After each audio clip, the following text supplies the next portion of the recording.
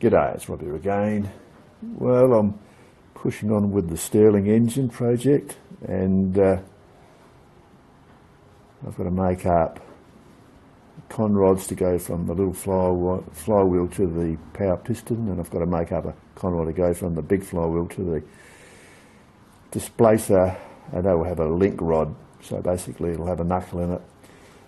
And on this side I've got to drill out this 3mm sized stainless steel rod in the centre to 1.45mm, very fine work, and then I'll feed that up the centre of the 3mm rod and then Loctite it in.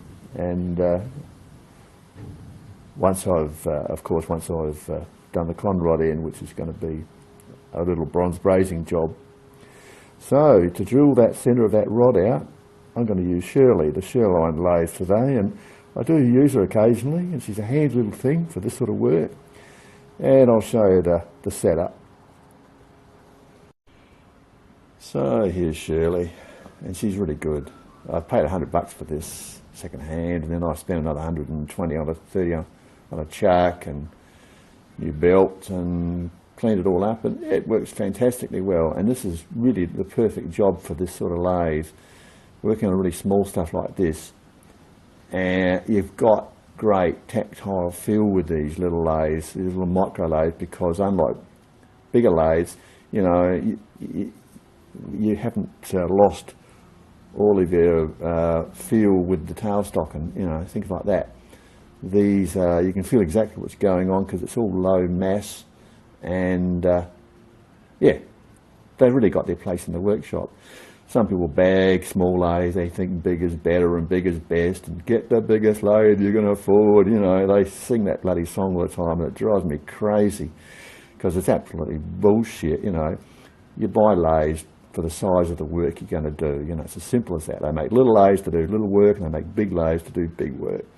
Sure, you can do small work on some sort of largest lathes, but there's a limit, you know. And anyway, for this sort of job where you're working on model engines and things, and you're doing very fine work, the little Sherline's perfect, you know.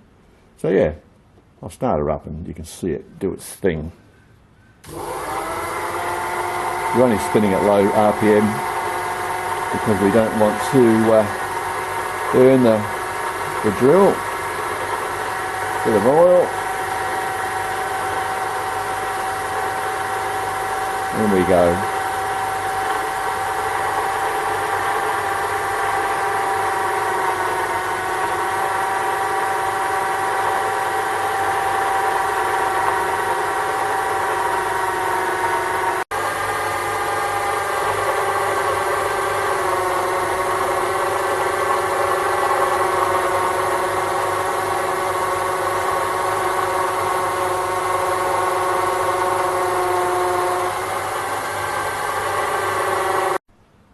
So yeah, it's the smallest lathe in the workshop, but it still gets used, you know. I drag it out, you know, every so often and do a bit on it.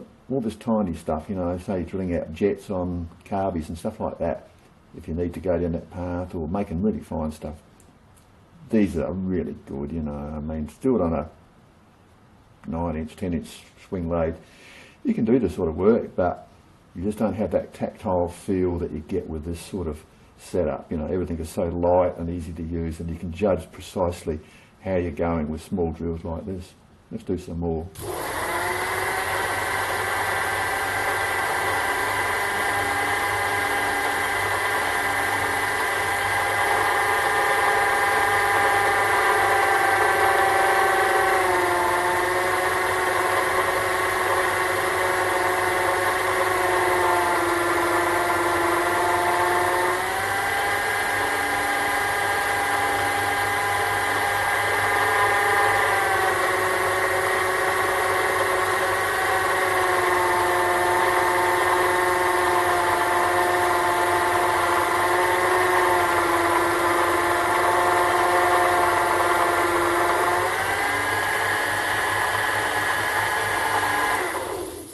That'll do it, job done.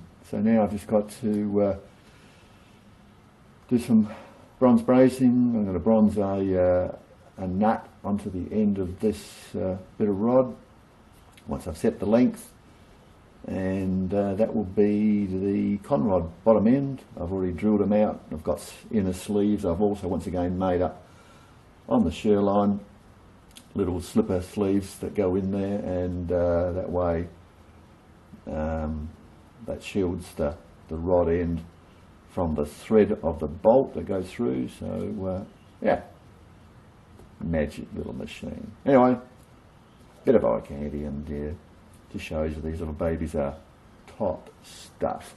See you next time. Cheers.